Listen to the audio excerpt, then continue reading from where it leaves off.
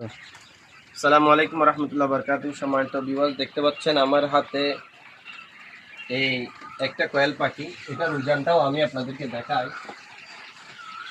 এটার এই পাখিটার ওজন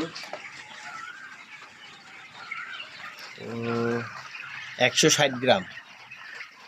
এই পাখির ওজনটা হচ্ছে 160 গ্রাম। এই পাখিটা মারা গেছে, দেখতেছেন।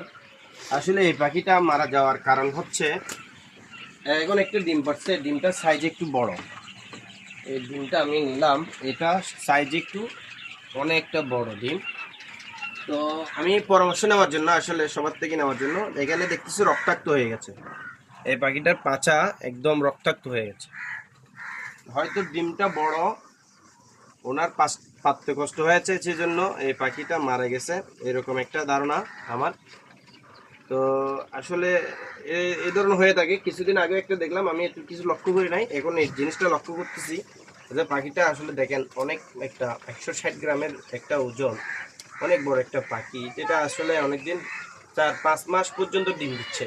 অর্থাৎ ডিম বড় হওয়াতে মারা গেছে। আমার খানা পিনার মধ্যে তেমনটা কোনো ইয়া নাই, আমি লেয়ার 1 চালাই।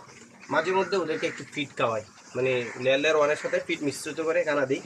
তো সবার কাছে আমার একটা আবেদন থাকবে যে এই জিনিসটা হওয়ার পিছনে কারণটা কি, এখানে কেন এই পাখিটা মারা গেল এবং ডিমটা বড় হলো। উনি তো রানিং ডিম পাচ্ছে আজকে 5-6 মাস।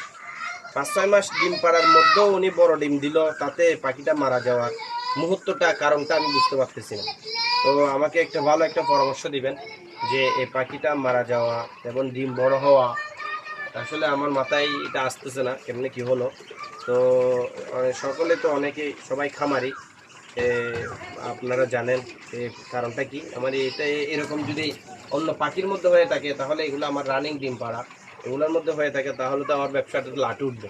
তো সেজন্য আমি পরামর্শ চাচ্ছি, সবাই দেয়া করবেন, এটার কি একটা সমাধান দিবেন, কিভাবে কি করতে পারি। হ্যাঁ, সকলে আন্তরিকতা রাখবেন, দোয়া রাখবেন, আমার ভিডিওটা শেয়ার করে দিবেন। হয়তো অনেকেরই এটা জানা থাকতে পারে, নাও থাকতে পারে।